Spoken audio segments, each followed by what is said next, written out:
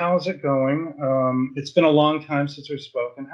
Since we've recorded a show, how many years? I don't even remember. What have you been up to? Not too much. I've been attending college, which is actually, thankfully, just starting to wrap up, and so I could hopefully start, returning to my other endeavors. Since we last spoke, I no longer do the Geno in the Evening talk show. That wrapped up. So since then, I've been hosting a new television program called Sunset Cuddy Six Gun Theater, where every Saturday morning at 9 o'clock Eastern Standard Time and on a local public access station, I am essentially hosting and discussing old silent westerns and B westerns from the 1910s all the way up until the 1950s. I'm an And avid watcher of that show. I enjoy it. I enjoy watching your intros and then giving us a little bit of history on all these old westerns that I never even heard of. Actually, I don't think I knew some of the companies involved. Because we talked about Monogram and stuff like that, and a lot of places that are no longer making movies anymore. And this show is on Saturday mornings, right? yeah, and the reason why it's on Saturday mornings is because I wanted to keep it in that same feel of, like a kid on Saturday morning going down to their local neighborhood theater, dropping like their quarter in to go see like 5 hours of entertainment, and one of which being one of these old westerns. Yeah, for Because like a nickel, right? It was like a nickel for a show, and then maybe 10 cents for popcorn and soda or something. yeah, and you would get like 5 hours entertainment. You'd get a newsreel, you'd get like a cartoon, you'd get a short subject. You'd get like TV was not a big thing yet, so you didn't have the news cycle. You didn't have news, so a lot of people, mostly everybody, got their news from going to the movies. They would show a newsreel beforehand, short features, short subjects, cliffhanger type stuff, cartoons, and then a couple of movies or something. You spend like most of your day in the movie theater. right. Pretty fantastic, actually, if you think about it. Nowadays, God, it's like $29 for a ticket to watch a Blu-ray. You're watching a Yeah. Blu-ray. God, I was so disappointed. I had to share the story. I think I might have shared it with other people, but the last time I went to a movie was just to see a revival of John Carpenter's The Thing, and it was just my DVD. They played my DVD on a very small screen. I paid $20 for a ticket, $60 altogether with the family. It's ridiculous how they charge for this, and I could just be watching this in my own living room. Yeah. There are other factors as to why I don't go to the movies anymore, but What's the most recent movie you've seen in the theater? not counting like a revival. Revival and then recent. The most recent theater experience I had was when I went to go with a friend to go see the most recent revival of The Wizard of Oz. Cool. Okay. That was a few months back. As far as the last modern day film I saw in the theater was probably, gosh, I don't even know when this came out. It was probably the second of the Legend films, Godzilla films. I think it was Godzilla King of Monsters, not to be confused with the 1956 film with Raymond Burr. Is that the one Godzilla came? That's one of the newer ones? Is that the one with Bryan Cranston and the rest of them, and No, Millie Bobby Brown, or is it somebody else? no, the Godzilla with Bryan Cranston. That one, I like that one, but over the years, I've really grown to have sort of a distaste for it because they I mean, not that I'm a big fan of his. I mean, I'm really not a glommer onto any sort of contemporary actor. I mean, look at the types of movies that I watch. But they Right. Yeah. advertised it. They Older movies. advertised. Yeah. I have all the old Godzilla movies myself. I didn't really. I'm not a big fan of the new ones either. Actually, I thought the first. Wait, which one was it? Because there's a couple now in the series. Actually, I really did like the new one, Godzilla Minus Zero. Yeah, That yeah. was pretty good. I've heard a lot of rave reviews about that one. It was actually Uh, good. It was no nonsense. It had really good effects. It was filmed on a comparatively lower budget than these other movies. I did enjoy one of those Godzilla movies. It might have been the first one with King Kong, Godzilla and King Kong. The first one, not the sequel. The sequel was really dumb. yeah. But otherwise, I love Godzilla movies. We have talked about Godzilla. I think we did. Did we do a review? We did a review of Destroy All Monsters, right? Is that what? No, All Monsters Attack. That's what it was. Yeah. And that was a really funky, awesome movie from the late '60s. It was great. I love those movies. God, I used to watch them all the time on Creature Double Feature. They would show them. Then I watched them later on when they were being riffed by Mystery Science Theater, stuff like that. And Godzilla is one of my favorites, man. It's one of my heroes. I wrote a nice big article about it a long time ago. I reprinted it recently. I don't, yeah. It's funny, Gino. I just I have no passion for any of this new stuff. And I like going back and looking at these old movies. Like, I watched Tumbleweeds today.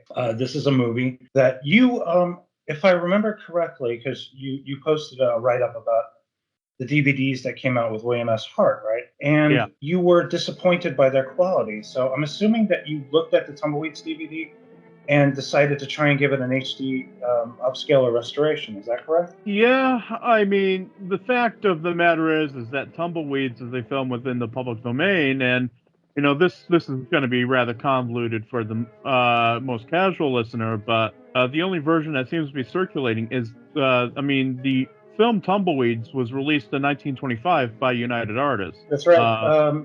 Right. And was Hart's last film. But the most common version that you'll likely see now is the Astor Pictures 1939 sound reissue version. That has They attached the 9-minute epilogue prologue, sorry, with William S. Hart providing an actual sound intro and kind of giving you a little bit of a backstory of what the movie's about. Yeah, it's and interesting. It was his last film, right? But so he retired. He essentially retired in 25. They brought him back to do the prologue, but he never went back to movies again. And is there any information as to why he decided to retire? Because I note this about silent movie actors: not every one of them had a voice for talkies, but William Hart had a fine voice. He sounded good, and he was also a very expressive actor, and he looked like he actually could act with dialogue. So I'm wondering why he retired. well, a lot of that might have to do with the fact that he funded Tumbleweeds with a lot of his own money. I noted, yeah, Uh, he's a producer on that. He's the producer of the movie. Yeah, a lot of his films, he actually had a hand in the production of them. But this one is, I think, one of the only ones where he actually invested some serious money into it. And Mm-hmm. when the film came out, he was rather displeased with. I was just reading a little bit of this tonight. He was actually quite displeased with how the film was promoted, because it was promoted on a double bill with a film called Wild Justice with a Rin Tin Tin knockoff called Peter the Great, which was a vastly inferior picture to the picture of the magnitude that is the spectacle that is Tumbleweed. And William S. Hart wound up taking United Artists to court, and he ultimately won in the early 40s his case for damages as a result of this how he felt so cheated by the game. And I think it was because of the I don't want to say the failure of Tumbleweeds, because I don't think the film was necessarily a failure, but I think it's because of the dirty dealings that he had to deal with United Artists and Joseph M. Schenck, that he wanted to just I'm closing up shop. And also something that you need to realize too is that he was well into his 60s when he was making Tumbleweeds. I think he was either 60 or 61. So he was Oh, getting really? Huh. yeah, he was getting a little long in the tooth by that point, because well, when he did the prologue in 1939 for Astor, he was 75 at that point. He was certainly getting a little long in the tooth by that point, and unlike a lot of you Actually, know it's kind of shocking though, because for the time he doesn't look like he's aged that badly. I mean, he doesn't seem like an old man. And like people back then, the life expectancy was a lot shorter. So he right. actually looked like he was in pretty good shape, even in those advanced years. So you're saying basically that United Artists botched the marketing of the movie, so it didn't make it back. So did he? I guess I'm assuming then that in the court case he got the rights to the film and then sold it to Astor and they re-released it. I think so. I would have to do a little bit more research on that and find out Because more. I noted in the Wikipedia listing that United Artists is principally named as the chief distributor of the movie. But then when you look at this print, they removed the United Artists logo and put Astor Pictures logo. What do we know about Astor Pictures? What did they do? What were they doing? Were they doing cowboy movies too? Well, Astor Pictures was really just like a distribution house or a clearinghouse for a bunch of films. I think they did some other sound reissues as well, but they were primarily like a clearinghouse, and then they actually started releasing their own films later. Being a fan of westerns that I am, especially the B westerns, I do have to remark that they distributed some of Sunset Carson's final films, which are unfortunately not the best and are totally unrepresentative of his prime in the spotlight. But they did, churn out some of their own films, I believe, Astor Pictures, but I think they're primarily more remembered as a clearinghouse for a bunch of older films. You mentioned sound reissues, right? Sound Yeah. reissues, I have to assume I was never aware of this phenomenon. I only know of a couple of silent films that I think when I think of specifically F.W. Murnau's Sunrise, Hmm. Nosferatu, Metropolis, things like that. Birth of a Nation. I remember we talked about Birth of a Nation too. A couple of others, but I'm assuming then that sound reissue means because I was kind of shocked by this, looking at this print of Tumbleweeds. They added Foley sound and sound effects in addition to the music that's there. Punches and horses riding, and boom, put it on, and then adding the music to it, right? And so I'm assuming that with the sound reissue, that's how they created a more oral experience without necessarily matching up dialogue or having sync sound yet. So, and because they didn't have any sync sound, they didn't like dub anything. They didn't dub any dialogue in. So they just added some. It was kind of like, I don't know, like a sense around experience by adding sound effects, right? Yeah, essentially. I mean, I actually have, and I got to read through it more thoroughly, but I do actually have the Astor Pictures Showman's Guide for Tumbleweeds for this reissue. That's right. Uh, You put it on the Blissville site, which I have to say also, Gino does write-ups for us on Blissville, and he adds in his 2 cents, and it's really great to see that because I want to with Blissville, I like to go back and look at old movies. I mean, to me, old movies are the only ones I look at an old movie every night, and then I watch like Gino's stuff, his because he posts his stuff on YouTube, so I watch it on my TV because it's Connecticut, and it's we don't get Connecticut here, but thankfully he puts that stuff on YouTube. So I watch those old westerns too. I love the way they make a movie. And also we haven't even gotten into Tumbleweed yet. I was kind of really in awe. I was kind of in shock and awe about the film because it had a very epic quality for being a movie that was 125 minus 9 minutes of prologue. And there are these action sequences. And I know when I watch silent films, I was not seeing, especially silent films made in 1925 or something, did not have action sequences like this. They were riding along with cameras during this entire chase scene toward the end of the movie. I was like, geez, they're actually doing this. And what's more, money is spent here. It's not like William S. Hart was a cheap guy or something. Money was spent making these movies.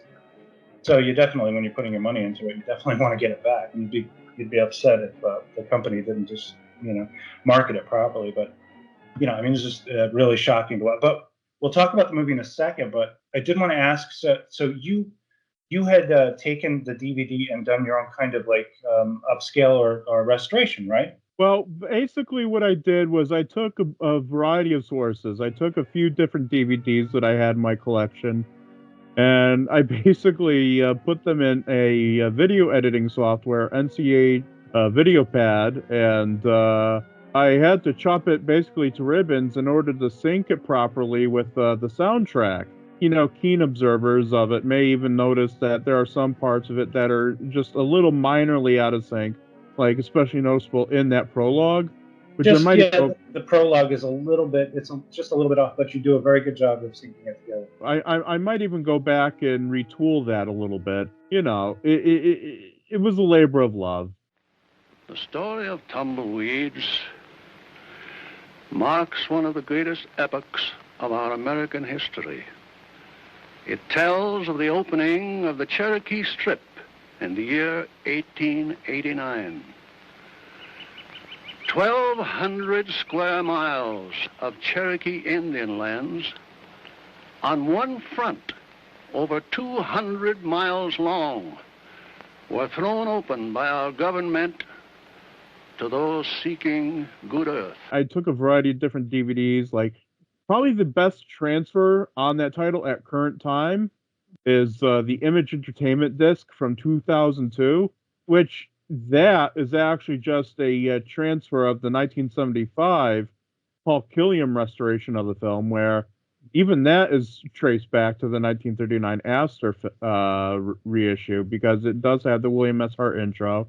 It has the Astor titles, not the Astor opening titles, but it has the titles that Astor made for this reissue. So that's why that was so easy to put back together. But I still had to slow down and speed up some scenes in order to get them to sync properly with the soundtrack. Well, funnily enough, it was actually probably the most iconic scene from the film, which is the land rush, which I really didn't have to touch too much. I didn't really have to touch that, thankfully, because it would have been, to me, sacrilege if I had to. But thankfully, I pretty much left that untouched. I didn't have to slow down or speed it up at all. I'm happy with how it came out. I still might go back and retool it a little bit, but overall, I'm pleased with the result. When you finally exported the movie, did you export it at 24 frames or 30 frames or 60 frames or anything like that? 30 frames. Oh, so okay, so you did it at 30 frames. It looks fantastic for 30 frames. I was going to assume that you might have done it at 24 FPS, but I guess not. It looks good. It looks great. It's nice and clean. I was really surprised by that. Plus, did you tool around? Did you mess around with the contrast a little bit to give it a little more light and dark quality with it? Did you have to do that? I did a little bit of that. I also sharpened the image quite a bit, and I also made it all. I made two versions. I made one that was black and white, one that was sepia toned. And you'd have to be me to figure out why I did that. Well, you probably want to give it, like, if you were thinking sepia, you're thinking rustic, and you're thinking warm. You want it to be a little bit warm. But if you want it to stay true, I guess, to the film, you want to go with a more monochrome look to it, right?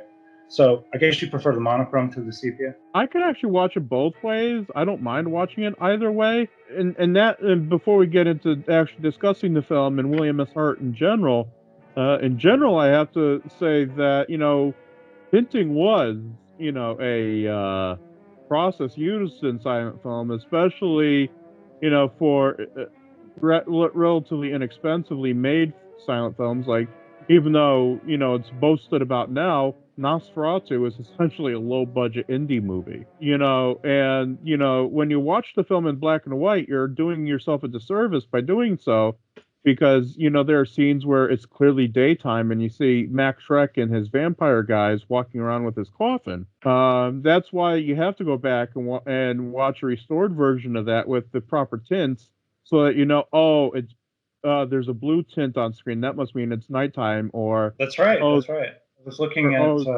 the original Nosferatu. I think my version also has those tints. So yeah, like there would be like an amber tint or sepia tint for like daytime sequences, sort of like a purplish tone for like some lit interiors. And I got to commend the people that restore these things, like the Friedrich Now Foundation. That was another one I forgot to mention, Cabinet of Dr. Caligari. That also is silent. And that one had tints too. That one had tints to accentuate a mood or a time of day or something like that. There's also Abel Gantz's Napoleon, which is still kind of incomplete even after all of the searching they did for all the various reels that were all over the place. Abel Gantz did this weird thing where he had like triple screens and split screens, and he had them in different colors. And it's interesting to look at, definitely.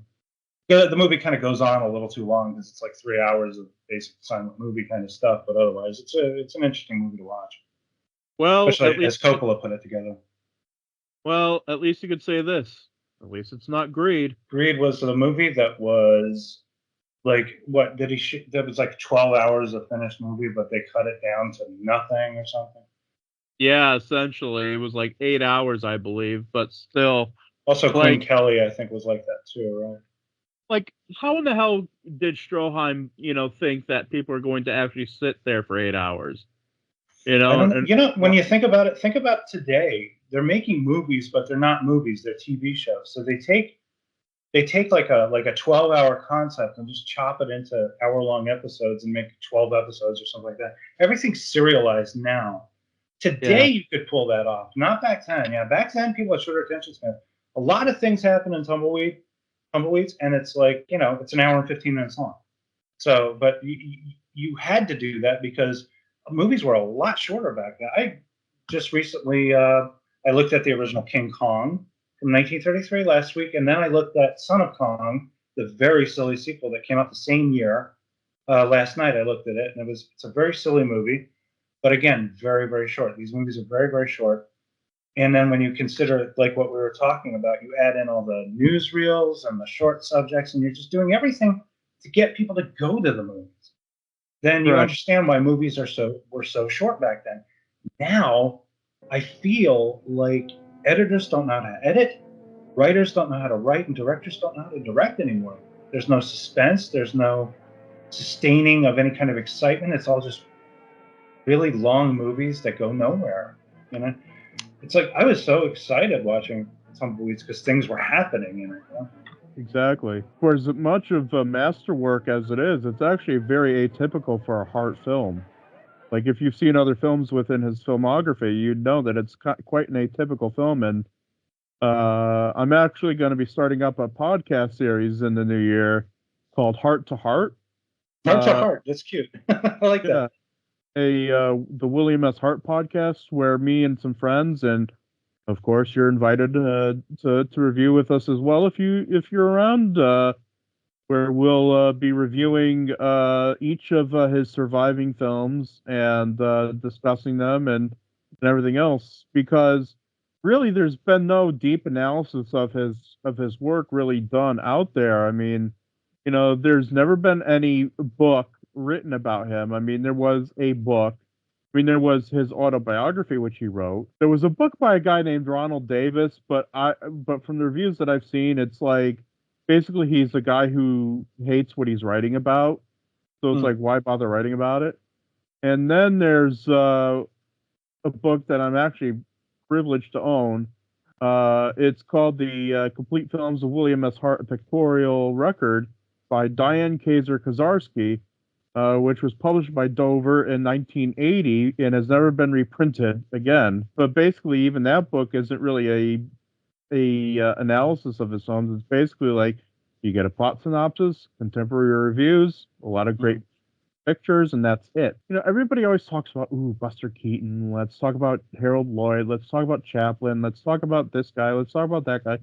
But somehow in the shuffle, the biggest Western star, the John Wayne of his day, always gets lost in the shuffle. I mean, William S. Hart, without him, there would be no Clint Eastwood. There would be no John Wayne. There would be none of these people that are so fondly revered today and have their own podcasts probably and have, these Yeah. big grandiose deluxe edition 4K Blu-rays. And it's like, poor William S. Hart's been forgotten. And, that's even been represented as far as his estate. I mean, there's the William S. Hart Museum in California, and right now, I guess they're fighting over, who's going to take control of that. I guess Hmm. the state is trying to take it over and whatever. And I just Does he hope have that, any? Does he have any surviving relatives or anything like that? not that I'm aware of. I mean, his son was a big, proponent for, protecting his legacy, but I think his son passed away some time ago. Now it's up to the state to decide what they want to do. I mean, the park is still open. The William S. Hart Park is still open. I mean, the whole region over there in California is all William S. Hartville, basically. because they have William S. Hart High School, they have the William S. Hart Park, they have the William S. Hart Museum, and whatever. I mean, he did make an imprint. He basically bequeathed that land to Newhall, California, to make use of as a museum and such, to educate people on Western history and Western film history and his history and everything else. And I just fear that it'll never reopen or be the same again when the town takes it over. You know, I just hope that it continues, you know, and I hope that with what little I'm doing and will continue to do, I hope that in some way that'll reinvigorate his legacy. Because I'm going to tell you right now, David, a few months ago or a month or so ago, I tried opening, you know, and creating a Facebook group dedicated to William S. Hart. It's going to be called the Wild West of William S. Hart. And I created this Facebook group, and within 24 hours, it was basically deleted from Facebook because I was, quote, infringing upon somebody's intellectual property. That sounds ridiculous. I mean, Facebook has been known to kind of police things a little too much, and I've noticed this over the last 5 or 6 years. They've gotten really rigid. Might want to try doing it again, or might try rewording something. I don't see how this is infringing. It's not infringing. This is a fan site. You know, fan sites are like that. This is what we do. You know, I remember back in the early days of the internet, the studios tried to shut down fan sites until they realized, wait a minute, we kind of need their support. You know, I remember Fox did that with a lot of like places that were, you know, like Buffy fan sites and stuff like that. But then they had to stop because they weren't engendering exactly what you call goodwill among the fans. I wanted to mention, because it's funny you mentioned Buster Keaton. I was thinking William Hart looks a lot like Buster Keaton. He reminds me of Buster Keaton a little bit. Something about his face is very, very familiar. I was also wondering if during the shoot of Tumbleweeds, was that his own property that they shot on? Did he own all that scrub brush? I wonder. I don't think that it's his particular property. Considering what they were doing, did you see? I mean, like this amazing action sequence. It's like, I know they didn't have permits back then. You know, they put people on horses and they ran them down that stretch and they shot them like crazy. They just shot, and all the coverage. Actually, King Baggett has a ton of coverage for a silent film. It's really amazing to look at when you consider A Trip to the Moon. We watched The Trip to the Moon at the beginning of September of this year to kick off a science fiction thing. I show science fiction movies during September because The Trip to the Moon came out on September 1st, 19 something odd, and that's another one that's tinted, by the way. And that's a silent film, and it's basically just one wide shot after another, and everything looks kind of like a painting. Whereas in this movie, he's got close-ups, he's got different angles, he's got all kinds of coverage going on. It's really amazing to look at. It is, and again, I must emphasize this, that, you know, the film is a very atypical film for Hart, and, you know, but it's kind of a poignant one too, because, you know, I mean, the plot within the film is basically times are changing, that, you know, the West that, you know, William S. Hart once knew is moving on, and a new generation is coming in to take over. And that's, you know, not only the plot of Tumbleweeds, essentially, but it's also, you know, what was going on in Hollywood at the time, you know, because the typical William S. Hart film was basically that he initially starts out as like an evil or bad character who is evil on the outside but internally good, and is turned around by a beautiful woman, usually, or religion, or both, then goes and fights against the oppressive forces. You know, like, there's probably my favorite William S. Hart film. I mean, for as much as I love Tumbleweeds, you know, I mean, Tumbleweeds is, again, atypical in that, they give him a goofy sidekick in Lucien Littlefield. Even his outfit is different than what he usually wears. It's just a very different feeling film. There's a lot more slapstick. There's a lot more, you know, attention given to like some mild humorous elements. There's also something I noticed this too, because you said it was atypical. It's atypical of a Western because we're getting a kind of, and I hate to use the word, we're getting kind of a progressive message here. You have a character respects the land, and he has a respect for animals, and he doesn't like seeing animals get mistreated. I thought that was very interesting to see in a movie made in 1925. Producers didn't care about animals back then. They really didn't. This guy actually does. this guy is like he's wailing on this kid who is like feeding a dog water out of a cup, and he's like he doesn't tolerate this, so he beats the crap out of this guy. He says, you owe the kid an apology. He's like, I'm sorry. It's like, you owe the dog an apology. Apologize to the dog. It's like, all right, all right. And then there was like horses and mistreatment of animals. He was against this kind of stuff, and also he comes off as really kind of tired and disillusioned. And as he explains in the prologue, he sets up the whole story by talking about how this is the end of an era and the beginning of another one. And what it is in Tumbleweeds is you have homesteaders, people coming in and buying up patches of land and basically taming the Old West. Maybe this is something he doesn't want, and then he eventually decides he has to do it too, so he has to go along with. So it has an epic feel, even though it's not an epic movie. Yeah, and like essentially that was basically almost autobiographical for Hart, because the thing is by this stage in the game, the type of film that Hart was making was falling out of fashion. The moralistic, Western story screenplays that he was making, are falling out of favor. The good bad man character. Like if you want to see more of a typical Hart film, probably my favorite Hart film, for as much as I love Tumbleweeds, is Hell's Hinges, which is one of my favorite silent films ever. I could watch it any day of the week. It's such a good movie. Basically, what that movie is about is, there's this preacher who's not very good at his job, and he's kind of an embarrassment, a laughingstock to his congregation. So they wind up sending him out west to a town that's called Placer Center, but is known far and wide as Hell's Hinges because of just how lawless and reckless it is. And basically there are two people that are basically trying to keep law and religion out of Hell's Hinges, and that's Silk Miller, who's the owner of a dance hall and a saloon, and the other guy is Blaze Tracy, played by William S. Hart. And William S. Hart, when he hears that the parson is coming to Hell's Hinges, he's basically like, yeah, maybe I'll just scare him to death because I reckon it's a sin to shoot a parson. He comes into town, and then the parson and his sister come into town. And William S. Hart, once he takes a look at the sister, he has complete change of heart, no pun intended. He goes to the sermon. He says, hey, I'm going to protect these people. He starts reading the Bible. He starts praying to God. The brother, who's the preacher, is kind of a weak-willed individual. And he goes off, the deep end. He winds up falling into bed with, inebriated, falling into bed with the town Flusely, played by Louise Glaum, who played that role quite well in a number of films, including a film from 1920, literally called Sect. And this had to be pre-code, obviously. Yeah.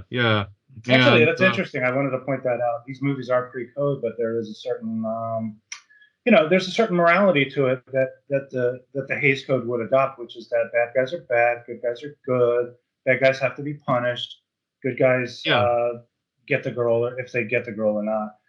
But there was already kind of that morality. You still policed yourself regardless of there being some kind of set of laws that were in play.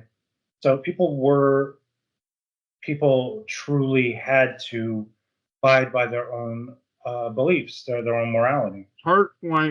Blaze Tracy winds up going for the doctor so that he could, heal, take care of the weak-willed pastor. The pastor, in the meantime, winds up leading, the sinful citizens of Hell's Hinges to burn the church. And they burn the church down. And the pastor winds up getting shot and killed in the process.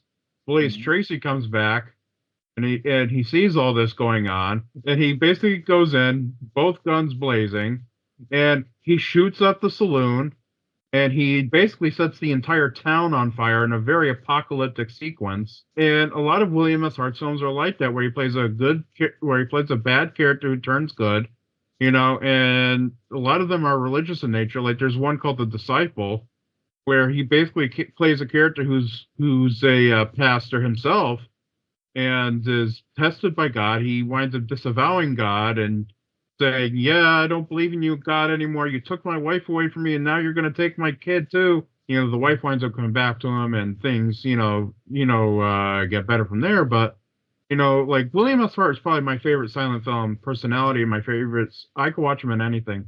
Like even in a non-western, he's good because they did experiment with some non-westerns. Like there's a very interesting one that he made called the Whistle, from 1921.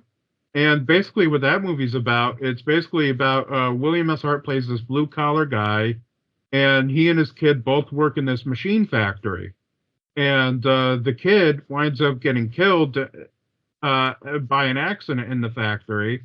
And so William S. Hart, is like, you know what? My boss doesn't care about the conditions of workers in this factory. So I'm going to get my revenge on him by stealing his kid and passing his kid off as mine. Then, he starts getting a guilty conscience because he sees, the effect that it's having on the kid's mom and everything else. And it's a very good movie. Very, very good movie. I wanted to point out, because you mentioned Hell's Hinges, this is like the only movie that he made that was selected for film preservation by the film registry. And it was produced by Thomas Ince. Thomas Ince is a very interesting character because he died aboard William Randolph Hearst's yacht. And it has been alleged that William Randolph Hearst shot him, and he died a very slow death over a weekend in November of, I forget which year, because he believed that someone was screwing around with his mistress, Marion Davies. He thought it was Charlie Chaplin, and he thought that Thomas Ince was Charlie Chaplin, shot him because he was wearing Charlie Chaplin's hat. That's the story. We don't know how much of that is true. A lot of that is kind of part of a legend. It's part of the myth of Hollywood, but it's very interesting that he produced that there. I've been working on a series called that I was calling Suspicious Gems. It was about movies made under suspicious circumstances. So I've been collecting a lot of strange stories about movies, certain people, and the kind of movies they made, and from everything from Noah's Ark, which was a movie a long time ago that killed a bunch of people because they actually used real flooding waters, all the way up to Rust, the most recent movie where Alec Baldwin accidentally shot the cinematographer. So I've been doing like little weird homework about weird little stories in film. With regard to Tumbleweeds, I want to talk a little bit about the acting. It's very interesting to me. Tumbleweeds is a very atypical film in that it gives William S. Hart a sidekick. He's basically more of a comical character, at least until the very end. Or it's a little more Roy Rogers. It's a little bit. Well, he's moody. He's not quite where, Roy Rogers always had a song and he sang on. He's there with Bill Evans, with Gabby. He had sidekicks and stuff. And hey, aw shucks, man. There is some aw shucks stuff here. There's actually a guy. That guy, his sidekick there, goes, aw shucks. So I guess I'll just have to marry you. Stuff like that. So obviously they were trying to add some humor, but he's kind of gaunt and he seems kind of depressed, actually, throughout the entire movie. And he's got this look on his face like everything that he loved is dying, is turning to ash, Well, yeah, and basically that's what was happening to William S. Hart.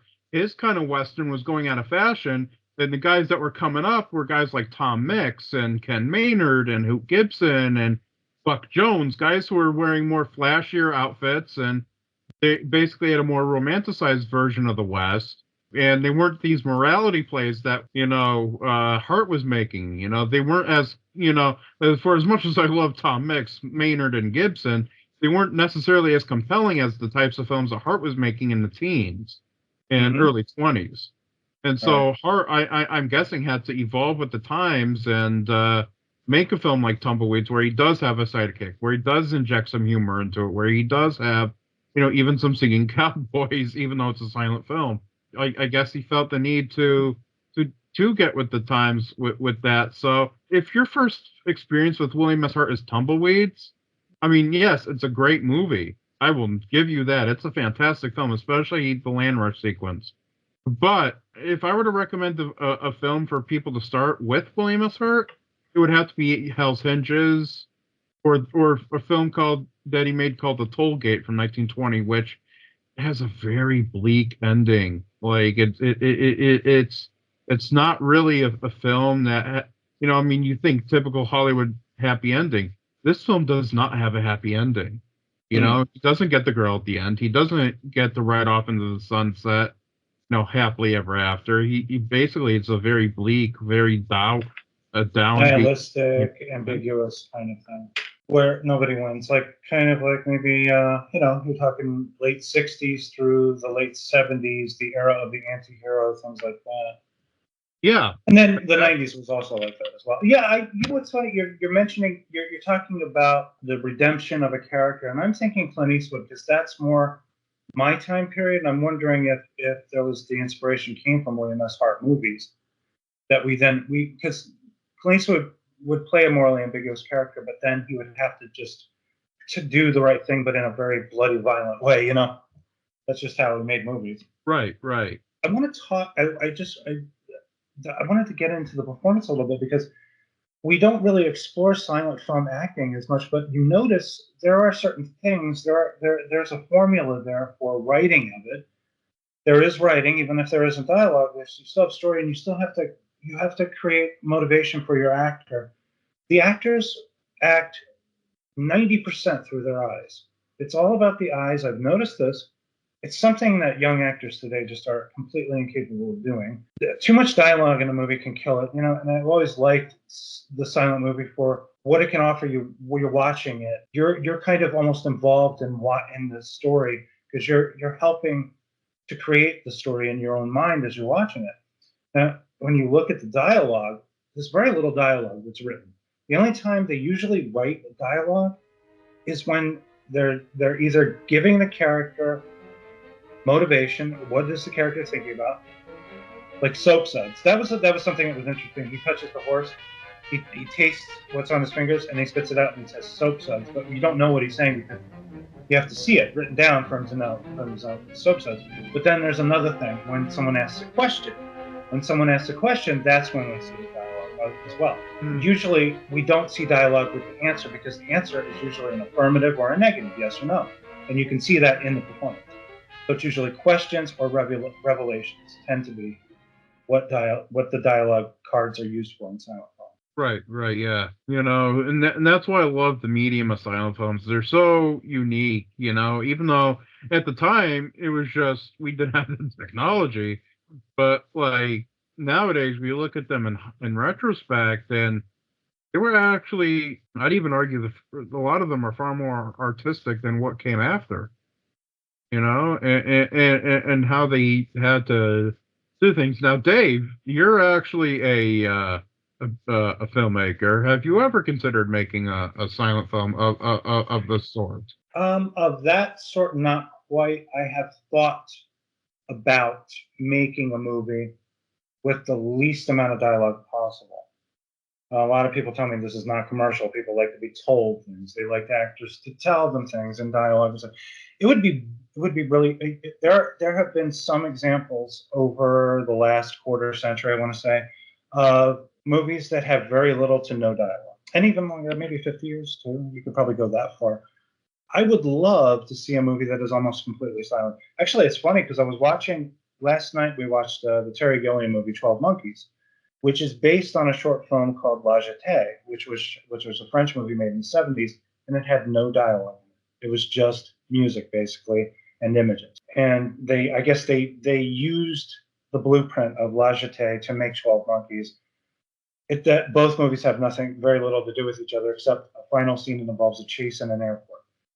So then there's also an occurrence at Owl Creek Bridge, which was used several times, some of them for old TV shows, namely The Twilight Zone, I think, and it also won an Oscar for Best Short Film, and that was all silent as well. Tells the story that way. There's a couple other examples. Dialogue is something that can either help or hinder your movie. For the most part, a lot of good writers know how to do good dialogue, and it's memorable and everything.